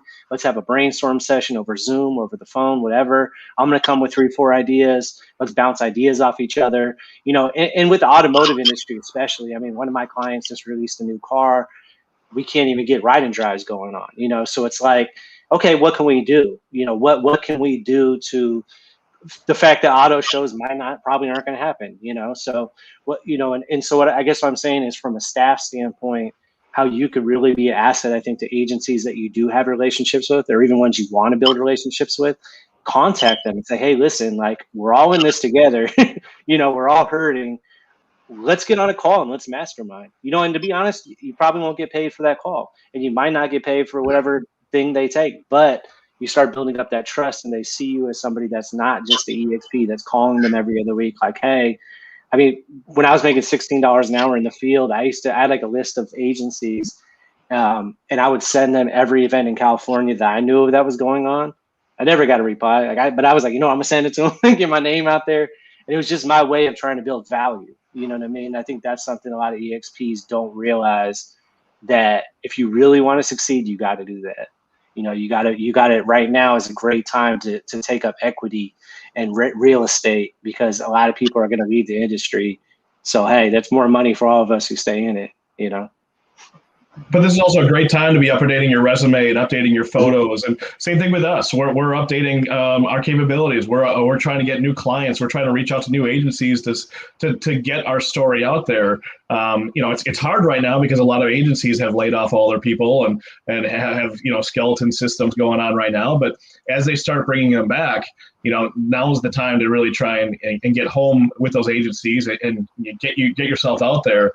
If you're someone that's just starting out in the industry, this is a great time. I mean, we have one dedicated person that pretty much her whole job right now is doing interviews and 40 hours a week, just trying to get people lined up throughout the country for when we do open back up, we have those interviews ready to rock and roll, because we're hoping that when the water turns on, it's a very strong water spigot and not something that's trickling. So. Janelle, do you have a question before we wrap up with our last question? Oh, hold on. Let me take you off mute. Go ahead. I do not have a question. Martin hit the question for me. I had post-COVID questions and it was pretty much answered, but I would just like to thank you all, and I look forward to having the opportunity to possibly working with you all soon. A lot of EXPs have been commenting. I'm going to just read a couple comments. Yes, Ayana, you hit the nail on the head. Thank you, Joe, for being so honest. Mia wanted to know, she tried to apply for a job on the profile on the website. She wanted to know, is the profile or the website down because it didn't go through? She asked, Joe, have someone check into that. She said that she tried to apply for a position and the website wasn't working. Have her email support@assistmarketing.com. Okay. And we can look into it. I don't know offhand, but it should not be down. I mean, I'm on it right now actually, so I don't see why it would be down. Okay. All right. Miles, someone said thank you for providing this insight and feedback. Steve, I mean, we've just been getting great information and feedback from everybody, even from the EXPs who joined us tonight. So I'm going to end with this last question. I want to ask you guys, and it's kind of a two-part question. Where do you foresee the industry going in the next couple months, and then hopefully, by the end of this year? And what do you say to the EXPs who feel like, and Miles, you kind of touched on this question I have, but what do you say that they need to do if they want to stay in this industry? Because a lot of EXPs are leaving the industry because they feel like the pay has gone down, or because of the pandemic, there have not been a lot of opportunities. So they're pivoting in another direction. So what do you say to the EXPs who are looking to stay in the industry, that want to continue to have opportunities, but don't know how to continue to make money, being that, as we've talked, you guys feel that the minimum or the pay should be a certain way, and they're kind of up in arms. So what is your advice to them, and what do you foresee the industry going? And let me just say this, someone said that maybe there should be certifications for each position that people should have to get in order to progress to the tour manager position. They should have a certification to be able to be skilled in that. Do you guys feel like that would be helpful or not? So let me start with the BAs first, and I want to close this out with my agencies, all right? So BAs, whoever wants to tackle this first, guys feel free. Martin, I saw you look ready. Well, I think the certification, I'm a big deregulation person. So as far as certifications go, I think that, your reputation is your certification. I really do. Because, you can be certified in 20 different things, but, I know at the end of the day, if I work for a client, whether I have that certification or not, they know that I'm going to go to town and work and do what needs to be done. And, if it's leads, they're like, oh, well, we know Martin's good for 500 leads today and his team will get that done, or whatever needs to happen. I think the idea of a certification is definitely nice, but the application wouldn't be as smooth as it sounds. So, and the other thing too is like, I know a lot of people that graduated college with me, and some of them are doctors, but they don't have any bedside manner. Bedside manner is not something that's taught at the university, unfortunately. So I think that it's a nice thought, and I kind of like the idea of it, but I don't think the application would be as smooth as we would like. Janelle? Certification, it helps. I mean, if you're going to take a course and you're going to apply it to the task at hand, then it helps. But on paper, it's one thing. And like Martin said, it's really about what do I execute when I show up on a footprint, and what word of mouth says from there. Because you can look at the paperwork and I can look fantastic on paper and show up and be nothing like what it says on paper. It's really about how I come out and I perform, and what's what's said about me from that point of view. Advice for EXPs? Come in and do the job. Just come in and do the job. If you're hired to smile, smile. If you're hired to speak to people, speak to people. Like I said, I came in a while back. Being a brand ambassador required work. It wasn't just standing around. So to look at a group of people just standing on the edge of a footprint, that's hard for me because I want to do their job and then mine. So just do the job that you're being paid for and do it to the best of your ability and be professional when you show up. Rock it out. Thank you, Janelle. And Raquel, your thoughts on this?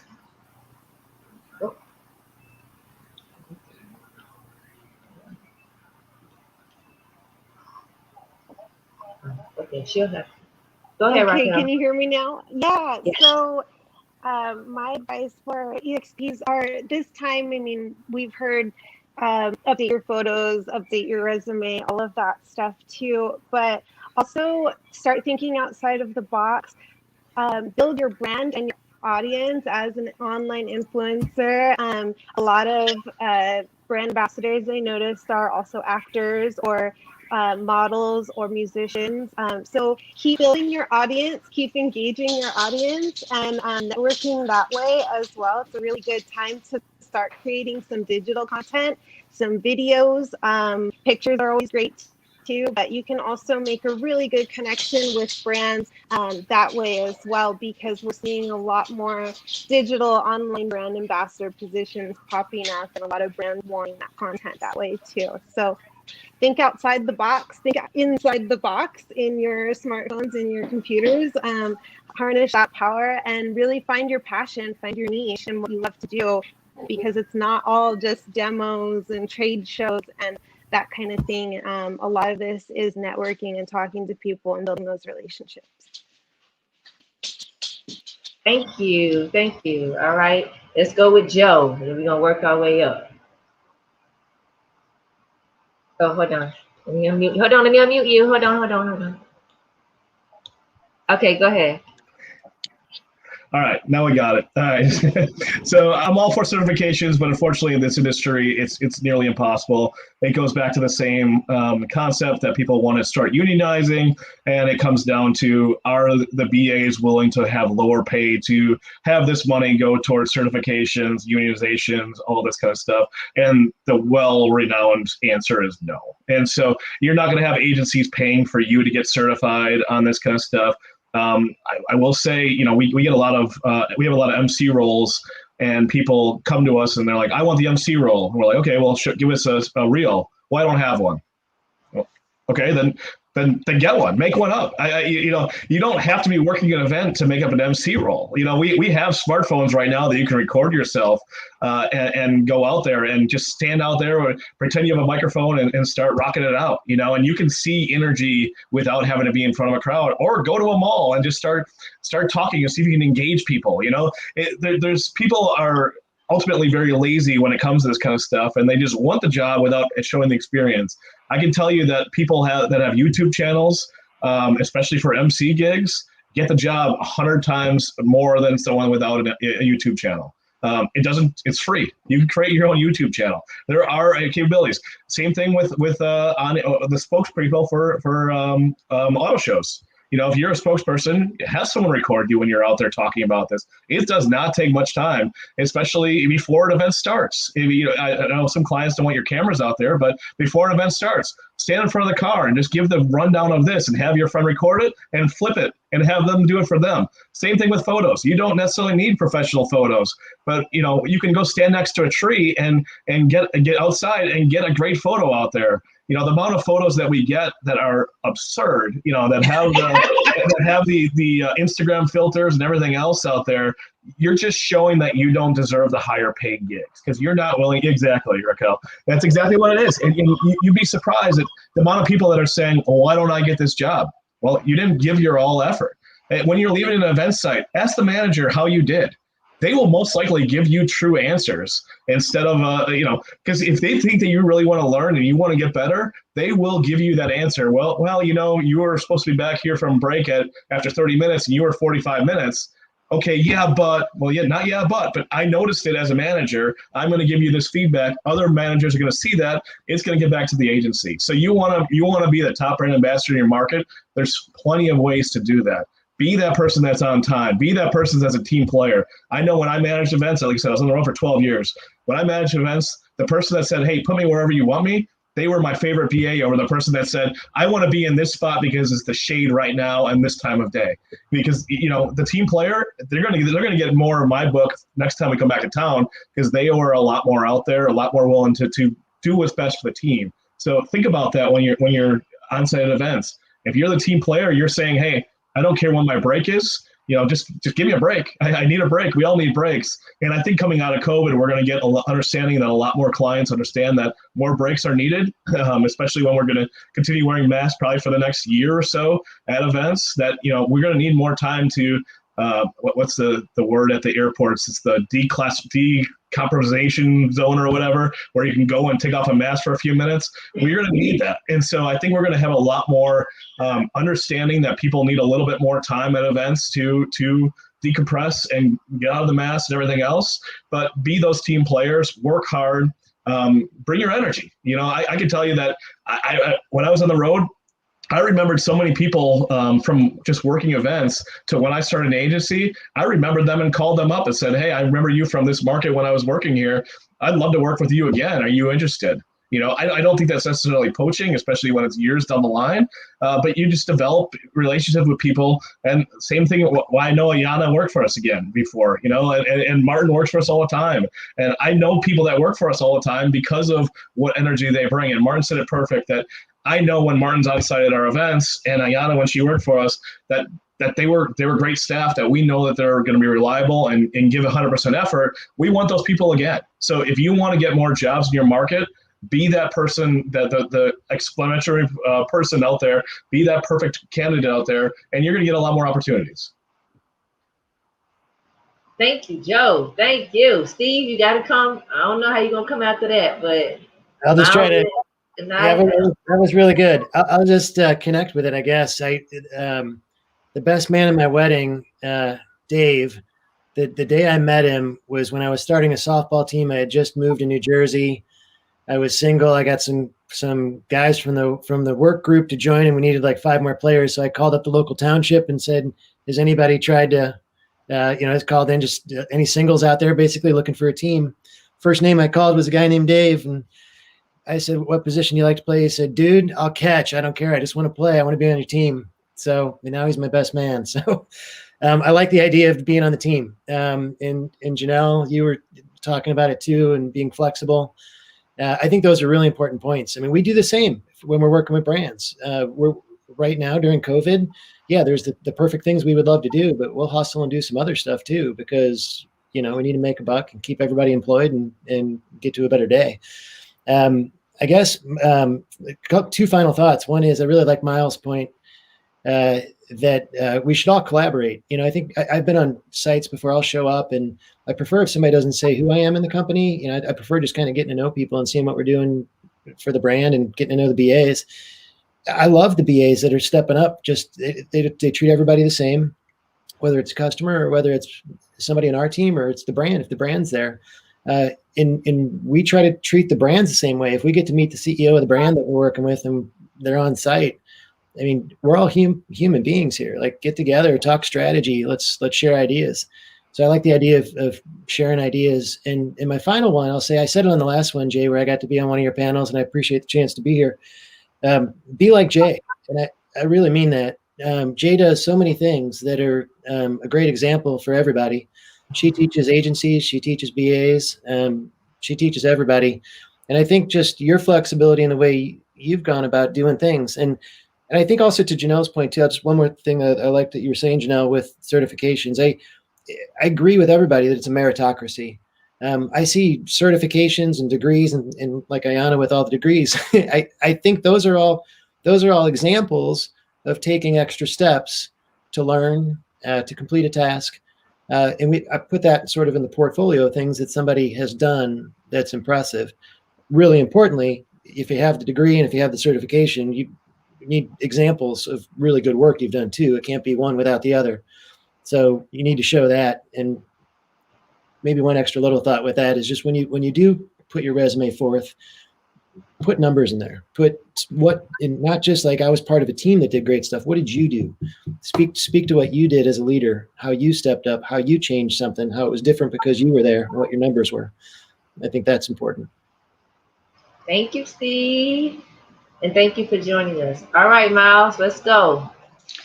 So, first of all, I'll say I'll start it off slow and, the calm one. But as far as, COVID and stuff like that goes, utilize this time to definitely educate yourself, learn about the brands, learn about your skills. You have a skill that you could marry to the marketing industry, by all means do that. I was very serious about reaching out to agencies and being of value. Obviously, if you have video production background, reach out to agencies, see how you can be part of their virtual presentations, which is obviously a huge thing right now. If you have digital marketing background, you're worth gold right now to probably a lot of agencies who have clients looking for that. Certifications, I got to echo what everyone else is saying. I think that's cool, but it's really not going to make a difference. This is a very, very much relationship-based industry still. And I think, too, this is a very juvenile industry as far as not the marketing industry, but just the EXP industry. We're a very, very young, juvenile industry in that, as Joe, Steve, everyone knows, and I'm sure, the EXPs on here as well, a lot of brands don't know what experiential marketing is. Like, it's you go into a pitch and you're like, oh, we want to do this and this. And I have clients right now that we just produced an event in November for, and I'm still kind of teaching them what an experiential event even is, or an activation. And, I think that there's something to be said for that. Now going into the next part of it, as far as echoing kind of what I said earlier, this COVID or pandemic, whatever, is cutting a lot of the fat out of this industry. I can't tell you how many kind of larger, even like experiential agencies I've seen that have had to half their workforce right now. Staffing agencies are going under, and I don't wish on anyone. I'm not saying that to brag or be funny, or it's the reality of it. A lot of companies were overextended, and I think my biggest advice to EXPs and brand ambassadors and even aspiring agency owners, I guess, would be just, if you're really serious about this industry, it's a marathon. We all kind of got fat the last 20 years in this industry. It's been good, but like any industry, it's going to have its bumps and whatever, and its depressions. And the pandemic is that for us, but if you're serious about it, you got to put your head down and just keep moving forward. It's a marathon. And, I think at the end of the day, those of us who really care about this industry are going to still be here. If you're not serious about it, then get out of the way. You know what I mean? Make way for the next person. And that goes for everyone, from brand ambassadors, EXPs, product specialists, tour managers, everyone. Like, if you're not ready for this, what's going to come? It's coming, and as far as getting back to work goes, I think that there is going to be events coming back online. I mean, events are coming back online now, but, similar to what Joe said, it's going to be a very, very different climate for at least the next year.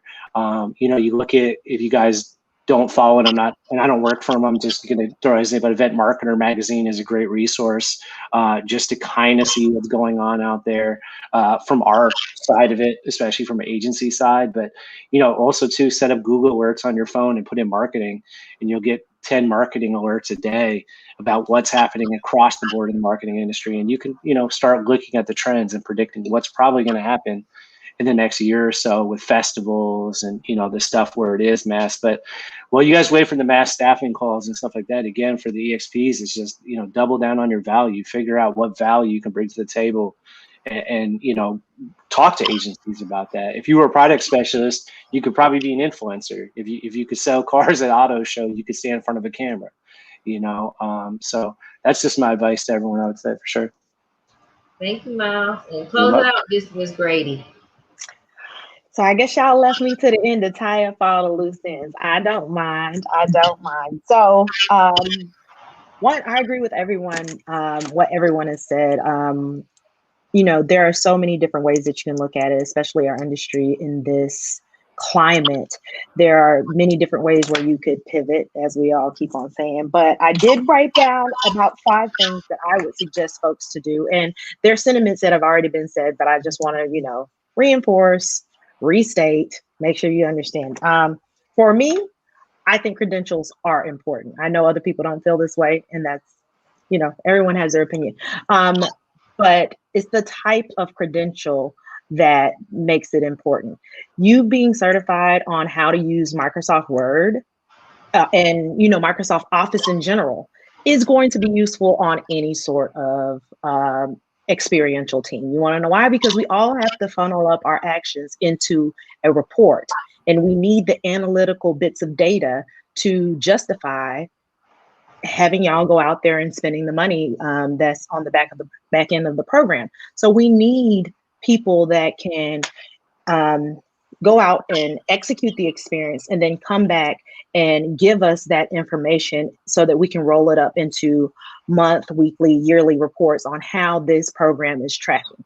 So when I say go get a certification, I'm not saying, go get a plumbing certification and then try and work for, Drano. No, but get a certification on things that you're going to use frequently within the industry. So learning how to properly set up an email, business style communication. I can tell you how many times I get borderline rude emails from people who simply don't know how to communicate with business people. I'm not really that stuffy. You can pretty much see me, living a real life. I'm a human being, but I don't want you to address me as one of your homies when I'm asking you a work question. Like I simply don't have time for that. But when you have credentials, but you don't have experience, like Steve mentioned, it's not worth it. So you do have to balance your qualitative experience with quantitative credentials. So you need to be able to have some proof that you earn these credentials because you actually have the experience of doing this stuff. Like,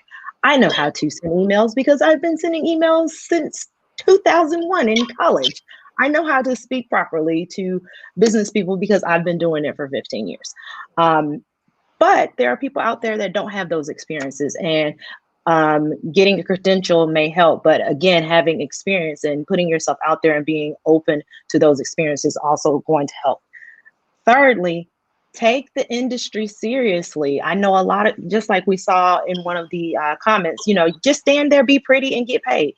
No, baby, I don't want you to stand on my footprint and think that I'm going to pay you $30 an hour just because of your hip to waist ratio and your eyes are symmetrical. Like, no, do you have a personality? And if you don't, that's fine. You can stay at home. I need people that are friendly. I need people that are outgoing, that are, self-aware. Like, again, I will hire the 6 that shows up on time and has a good attitude over the 10 who think she needs my job because she thinks she's prettier than me. I can do all this stuff though. All you got is pretty. I have experience, clientele, reputation, and a bunch of other things that you perhaps may have not considered that are useful in this industry. And then last 2 things. Nurture the relationships that you have. We all know that there are cliques, especially in Atlanta, there are cliques of promo people. We all know this. We all know who's in what clique, and that's fine.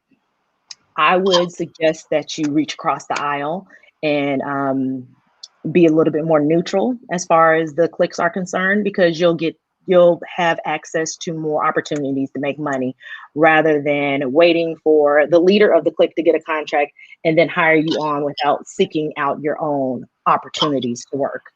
Because once the leader of the clique moves on or decides that they want to go be a dentist, where are you? Are you still just a brand ambassador? You haven't had a chance to grow your leadership muscle. You haven't had a chance to learn how to, do anything else besides show up and be pretty.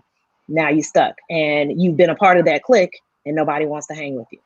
And then last but not least, I would encourage, especially the newer brand ambassadors, to join the AMA. That is the American Marketing Association. They have chapters in most major metropolitan markets, and they have plenty of opportunities for you to volunteer for their in-person events. And the reason why I would suggest that people join this organization and volunteer is because it will give you an education on the different facets of marketing. Like Miles said, we are a very juvenile industry. I mean, we came from, in my opinion, I think we came from wait staff. Like, I think that's really where it all kind of like, hey, what if we had a waitress? You know, what if we had someone that could tell people about how awesome Tide is? And they just stayed at the grocery store and just, you know, told people that Tide is awesome and it smells great. Maybe we could make some more sales that way. I mean, I would love to do the research and find out where the industry started, but in my opinion, I think that's where it started. But I think people would have a lot more respect and pride in their work if they understood where they fit in the entire organization as the marketing is concerned. Because a lot of times people are like, oh, I'm just standing here, I'm being pretty, and I'm telling people about this new stuff and I'm giving it away and then I'm gonna go home. Well, no, you're part of an 18-month-long process where someone came up with an idea and said, hey, what if we did this?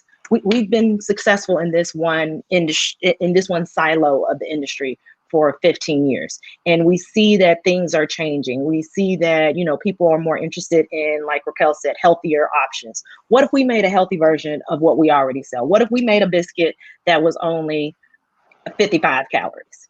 How are we going to get that out? That started 18 months before you even got the call for the promo.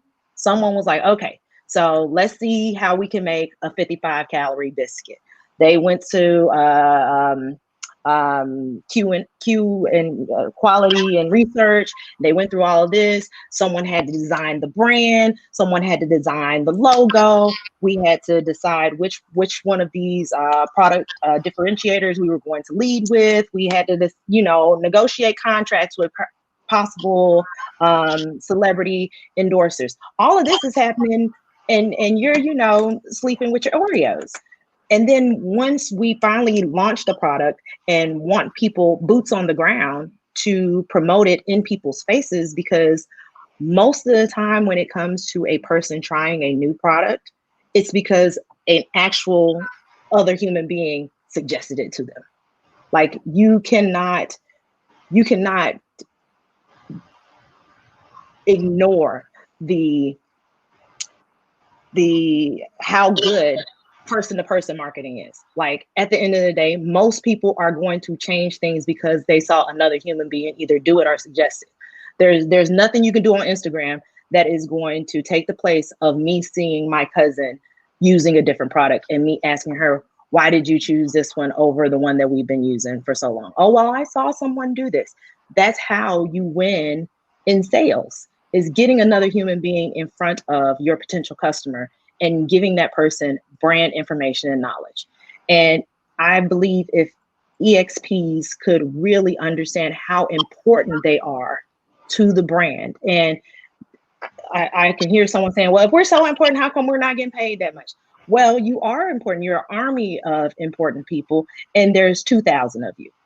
So everyone's not going to be able to make $50 an hour. We want everyone to have the chance to come in contact with you. So we're going to pay you $25, and there's going to be a whole bunch of y'all out there, and y'all go and have fun and tell people about the awesome new product that we had. So I think if people could scale back and understand where they fit in all of this, that they would be a little bit more appreciative and understanding of their position in the industry. And those are my five little pieces of info. And I dropped the mic there. So with that being said, I'm gonna drop Miles, Steve, not Martin, Joe, and what Ayana's on brand side. But I'm gonna drop these 3 agencies' websites in the comments, both on my YouTube and Facebook channel, for you guys to go sign up and register with them. As they stated, they may not have a lot of events going on right now, but there's nothing wrong with updating your resume, updating your photos, and taking the time to get in your portal. I want to thank all of you tonight for joining me. We went close to 2 hours, so I know I'm hungry, my stomach growling, but I want to thank all of you for just being honest tonight, being transparent, for providing your insight, your knowledge. Thank you to the EXPs who joined us tonight for asking those questions. Thank you, Miles, Steve, Joe, Ayana, for your insight. It is it's invaluable. I can't just express how truly appreciative I am of all of you for joining tonight. So Thank you. everybody's commenting, very insightful conversation. I enjoyed it. Thanks everyone for doing this. Everybody's still here. Thank you. So I wish you all well. Thank you, Joe. I wish you guys all well. I wish the agencies, I'm looking forward to the day the industry comes back. But as always, guys, this is the resource for you guys. So if you have any questions, anything you guys want to tackle in the group, feel free to reach out. EXPs, this goes to you as well in the comments. These agencies owners have been very honest and transparent. So if you have anything that you want to ask them, please follow up with them. They have Facebook pages that you can reach out to, and they'll be happy to assist you and answer those questions as well. So thank you guys again. Appreciate you guys. Enjoy the rest of your night. Stay healthy, everybody. Stay safe. Thank you. Thanks so much, Jay. See you, everybody. Thank you, Jay. Thank